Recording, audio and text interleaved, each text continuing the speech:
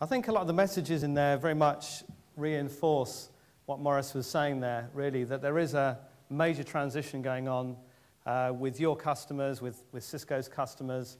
But also don't forget that all these people out there using these social networking sites are your employees as well. And I wanted to change tack a little bit and talk about the workspace of the future and how many of your employees, partners and customers will want to interact with you. We've conducted some research annually called the Connected World Report, and this is into several thousand end users. And one of the dramatic findings of this research is around attracting talent into your organizations. And I've highlighted some of the key points here. 66% of employees said they would take a job with less pay if they had the flexibility of using social networking tools, the device that they choose, and the applications that they want to use, but also having flexible working. So for companies like yourselves and companies like ours, we very much need to provide a working environment that's attractive to the best talent out there. So something that's very, very important. And you know, I've got first-hand knowledge of this within my team at Cisco. We just recruited an intern, probably a familiar story to many of you. She joined the company. She's 21 years old. She uses Facebook, video, using Skype and SMS, that's it. So coming into a work environment and starting to use a PBX with voicemail and some of the more traditional tools and email, of course, is quite alien to some of these, especially this next generation of workers. I know Maurice already spoke a little bit about social media. We've also done some other research. If anybody's interested, you can have access to this from our website. Interesting look at how people are behaving in your organisations and in our organisations. Many of your employees will be using social media, even if your IT departments have actually banned the use of these social media tools. According to this research project we ran, which included 3,000 people from around the world, half the people admitted to using social media despite company policy, and 27% admitted to actually changing security policies to gain access to these tools. And the reason they're doing that is that they believe they need them to actually perform their job roles. The other major trend that's driving us, certainly, is the growth in video. And there's some incredible projections around video over the internet and over networks. Top line findings are that video today, this year, will be 50% of network traffic, and in 3 years it's expected to be 90%. And just to back that up, Gartner have done some research into desktop video.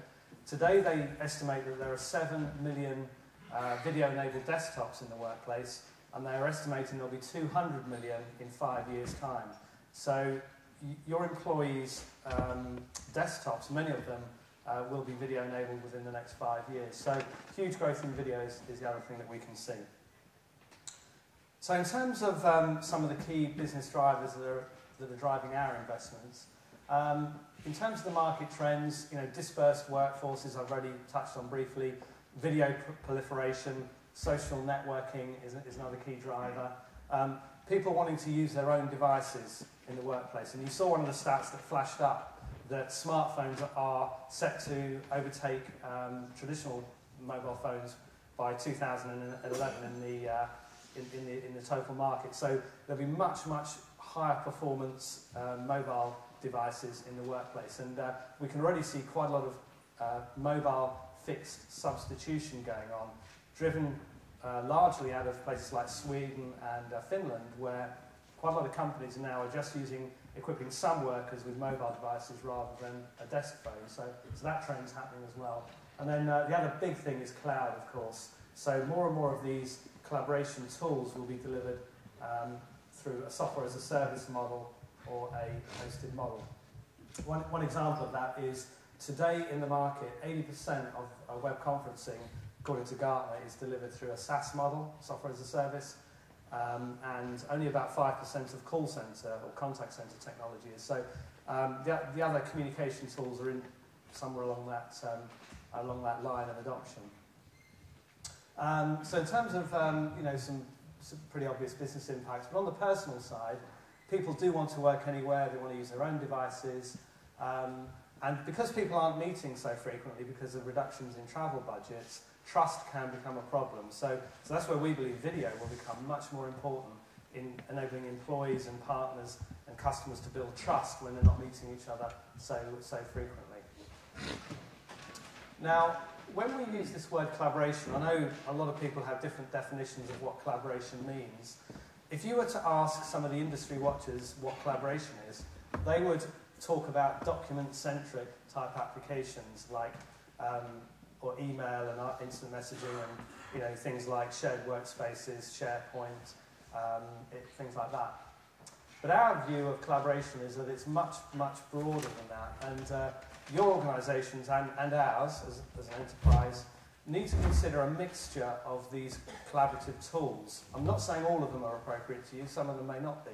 But to have effective collaboration in your organisations, you need to really consider a lot of these real-time tools like telepresence and conferencing and contact centre, social media, and also some of these new Web 2.0 type tools, discussion forums, wikis and blogs. So there's a whole range of tools out there, and getting the right balance and combination of these is going to be very, very important.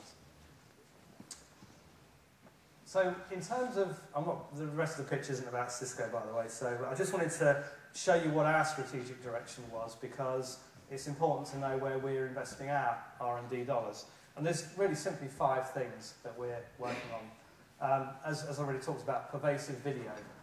So we're putting video in all of our communication endpoints. So a lot of you will know that we acquired a company called Tambo earlier this year. And all of those endpoints will be integrated onto our communications manager platform, and all of our knowledge worker IP phones will support video. So we're embedding video in everything we do so that it becomes really pervasive across organisations very cost effectively. Secure intercompany is the other big area. So, for example, some of the technologies we're investing in mean that you could add somebody from another company to your instant messaging buddy list using some standards such as XMPP. So that other company could be using Google Talk or Microsoft Link, or it could be using IBM Same Time. You can see the presence of that person intercompany. You can click to call them over a SIP trunk over the internet or a private network. You can add video to that session. You can do document sharing, and you can even do telepresence intercompany. So that's a big area where a lot of the tools that us as vendors sell today work very well within your company, but you lose most of the features when you go into company. So there's some big investments going on in that area. The top one there may surprise you to know that Cisco, we're investing 25% of our R&D in open standards and interoperability, believe it or not. We've got 6,000 engineers working on collaboration. So a lot of the examples of that are making sure that we can work across a wide variety of mobile devices, iPhones, Android devices, Windows Mobile, Symbian, etc. So, and RIM. So all of the major mobile devices. So we can work across Mac environments and PCs, so that we can integrate with Microsoft Link or IBM Same Time or other business applications, and so that video can interwork using standards, you know, between Polycom and Avaya and Lifesize and what have you. So a lot of investment in open architecture. Flexible consumption models, that means on-premise or software as a service, or a hybrid model where you might choose to take your web conferencing as a service through something like WebEx, or, and you might choose to run your voice on-premise and link those to your users seamlessly. And then the final area is enterprise social software, and I'll give you a couple of examples of that as we get towards the end, but we're making a big investment in that area as well to bring some of these collaborative tools into your organisations.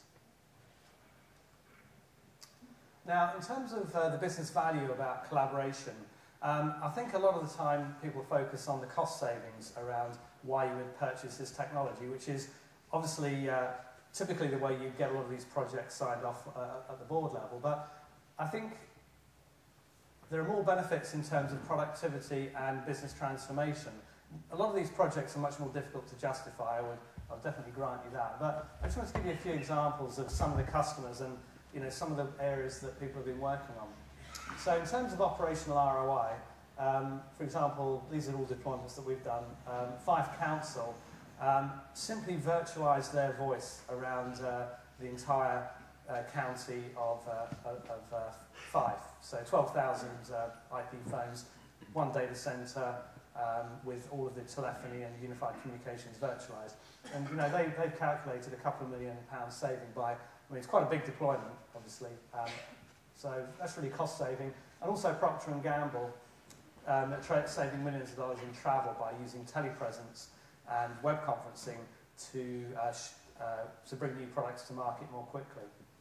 In terms of employee productivity, not a new concept here about pooling resources, and for us vendors who've been selling contact centre for many years, it's simple sort of Erlang theory. If you can get access to a broader pool of agents across your organisation using IP, then you can be much more efficient in your contact centre. So in this example, Melita handling 20% more calls with the same amount of resource. And then also Voith, for example, reducing the time design cycle of their large printing machines by 6 months by simply using video in their design departments. So those are sort of, based around employee efficiency.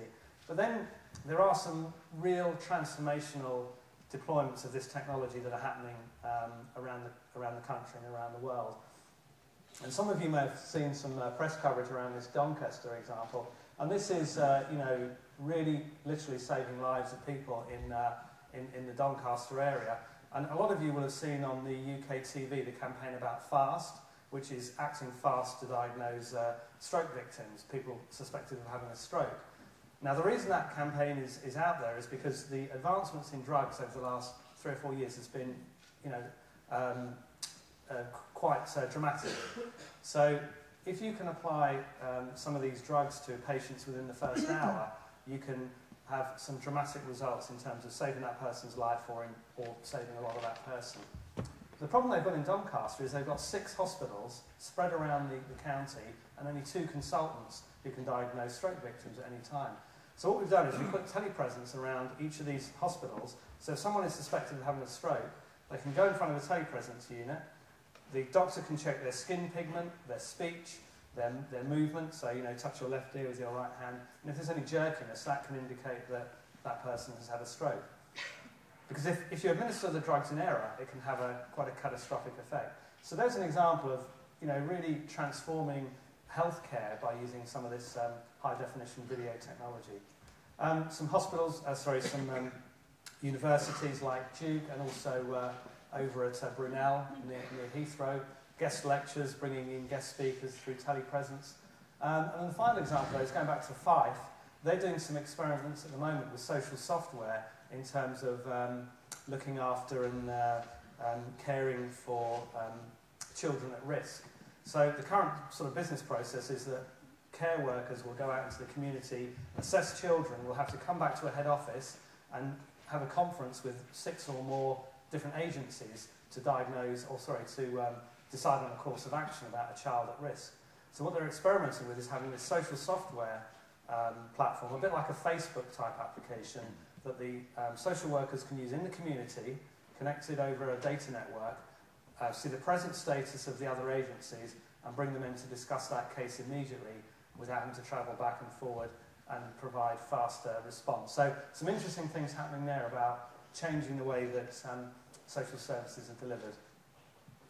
Now, technology is all very well, but what we've learned over the years, and this is not a new concept, and I know Morris has been talking about this for some years, is it's also the process and the culture needs to be really seriously considered. And a lot of the customers that come into Cisco, they're more concerned about, are my users ready for this stuff? How my HR policy is going to need to change to enable flexible working, etc. So there's a lot about involving other departments in your organisations, from HR to sales to marketing to and IT, about making some of these changes. And I'd like to give you this is not a highfalutin sort of McKinsey or Accenture sort of study. This is a practical example of a colleague of mine called Dave Thompson, who, when we had the economic downturn in 2008, John Chambers, our president and CEO, wanted to reduce our travel very dramatically. In fact, we've saved around $300 million in travel. I know it sounds a lot of money that we had been spending, and that's because we changed a lot of our policies to say you can't travel to internal meetings unless you've got a vice president approval. You can still obviously travel to see customers and partners and external audiences, but we want people to start to use the technology that we've got. And we took the travel budget and we put it into IT, and we rolled out 900 telepresence units and WebEx accounts to all of the employees. And fascinating that Dave went through his Outlook calendar for 2 years, and every single moment he worked, he accounted for. Now, I know Cisco's a big company, we do travel a lot, but this can apply to smaller local companies. But the bottom line is that Dave actually worked almost 100 hours less in 2009 than he did in 2008. However, Cisco got around 80 hours more productivity out of Dave than it got in the previous year. Now, quite a lot of that was him having to fly to America and fly back on the weekend, or be stuck in traffic travelling to Bedfont Lakes and back. And some of the cost savings are tremendous, down to just under £2,000 in expenses from 10,000, and also a tremendous saving on carbon footprint as well. But we had to take the money, and we had to change HR policy, we had to change travel policy, and enforce it from the top to make these changes, to change people's behaviour to achieve some of these results. And that's just one employee out of 69,000. So this can very much work. One of the other areas I was just going to touch on was, just to try and bring it to life a bit, is this is one of the acquisitions of the cases from Tannenberg, actually, who we acquired. And Tommy Hilfiger, I'm sure you all know, the fashion house, and we created this custom environment for them because they found that they were having teams of people flying to Singapore, vice presidents from America and design teams and manufacturing teams, all coming together to work on new designs.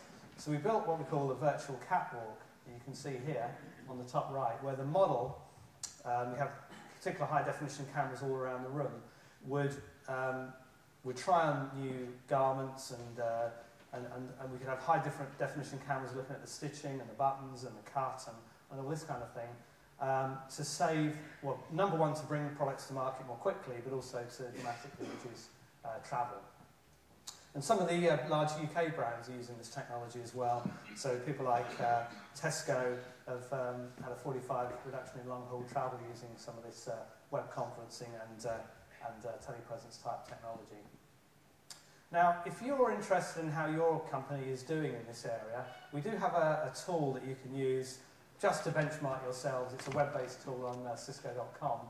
And the idea here is that you can put in your own details about what capabilities you have, so what technology do you have, how easily accessible are these tools, what is the governance, what's the usage, what's the culture in your company, are your employees ready to embrace a lot of these technologies?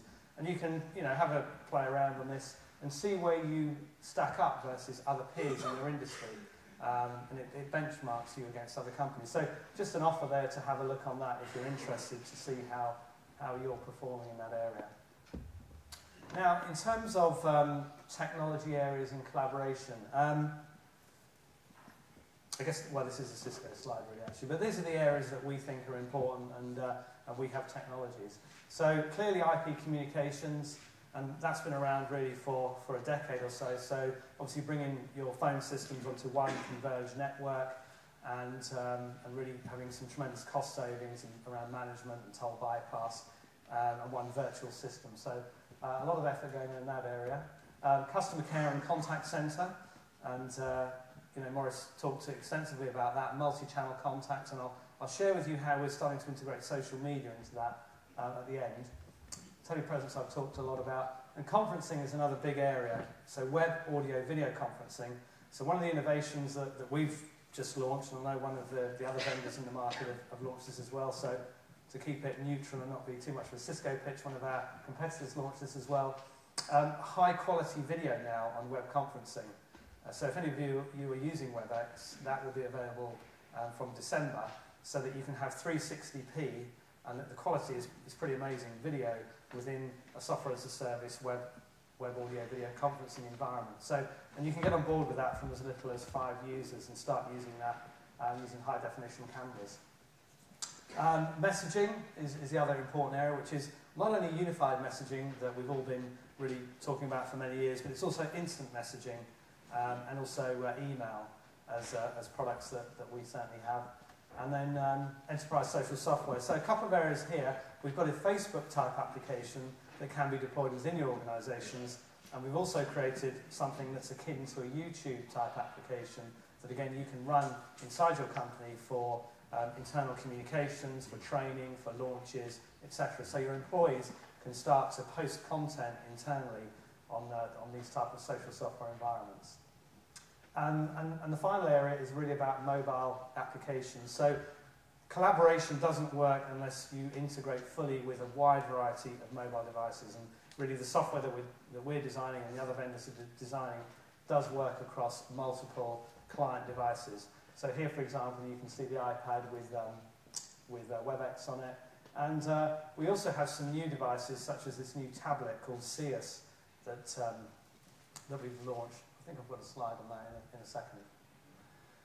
But what I wanted to emphasise, back to my very first slide and the video, is that today Cisco's employees and your employees are going to want to choose their device. And that was a great quote from Morris about, we don't really know what the next generation of sort of geeks are working on and what the next Facebook is going to be.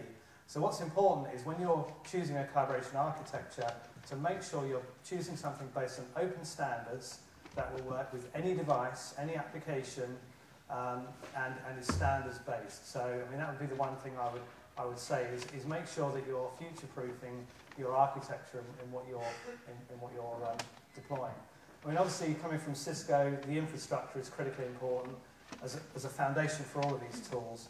A reliable, secure, manageable network infrastructure that is aware of applications and what's happening in the application, so that we can deliver enterprise class voice and video within that network. And as I say, we have our own devices and clients that we can offer, but also we know that some of you will want to use Microsoft, some will want to use an Android device, some will want to use IBM, but increasingly you will also be running virtual desktops. Now, if Gartner are correct, they expect that in 3 years there'll be $63 billion, believe it or not, spent on virtualization in 3 years' time. They expect 40% of enterprise desktops to be virtual desktops in as little as 3 years, believe it or not. I mean, it sounds a bit aggressive, but nevertheless, there's a massive move to virtual desktop coming. And I think one of the things that we can do, I don't know, maybe some of the subsequent presentations might contradict this, but one of the unique things that we've been working on is the ability to run collaborative applications in a VDI environment, in a virtual desktop. So historically, that's not been possible. You haven't been able to run high-quality voice video in a VDI environment. So that's something that we launched actually 2 weeks ago. So the future desktop, this happens to be one of our applications, but I think the idea will be that all of people's information will come together into one single environment. Your social software tools, your directory, your communication tools. So here, for example, your instant messaging, click to call, click to video, click to share a document, high definition video at the desktop, all from within one unified sort of workspace environment. And that's going to happen not immediately, but we're starting to pilot that in certain customers, and we're rolling out within our organisation. But this type of environment is what we can see coming over the coming few years to really address those user needs that we spoke about at the beginning of the presentation. I mentioned the tablet. I mean, you've probably seen there's been about 5 or 6 announcements from some of our friends in the room here as well, and people like Samsung, and a lot of you are probably using iPads. But Cisco's delivering this CS device, which is a 7-inch communications device which supports telepresence and web conferencing and all the unified comms features. Now, this is based on an Android operating system, and it also runs VMware and Citrix if you want to run a virtual desktop within that. So you can run all of your applications in this environment, and developers can build third-party applications, the Android developer community can integrate to this device. Now, this is one device. People are bringing iPhones and iPads, and they will bring, you know, the new Samsung devices into the workplace. So the idea is really to support all forms of devices, and you know, Cisco, we're producing our own devices and supporting third parties. Now, the final thing to touch on, just trying to catch up a little bit of time, is to really go back to the first presentation about customer care. I focus a lot on employees today, but in terms of customer care, one thing that we've just launched is what we're calling social miner. And I'm sure a lot of you have call centres with voice, some maybe have web and email interactions, and some of you may be dabbling with, or maybe more than half of you will be dabbling and looking at what people are saying about your companies online in Facebook and wikis, blogs, forums, etc. So the idea with this social miner software is to be able to capture what's going on. So you know, you can put keywords in, you know, about Cisco, find out what people are saying about you, finding out about sales opportunities or customer service problems, and analysing and prioritising that and queuing it back into your call centre or your marketing department so that your staff can actually do something about that, either gain sales or help dissatisfied customers. So as another big area, the contact centre coming together with social media with this type of software. So just to summarise and round up, what we think is important and where we're putting a lot of effort. I think in the future, you know, this concept, anywhere, any device, any content, you know, we don't really know exactly what the future applications are going to be. So an open platform is really important. And we don't know what the future, you know, the next big device is going to be. So clearly smartphones are gaining in power and battery life and functionality rapidly. Many innovative applications being written. So, you know, we can't always be sure what's going to happen in the future. So, you know, any device needs to be supported by your users, especially as the next generation of workforce come in.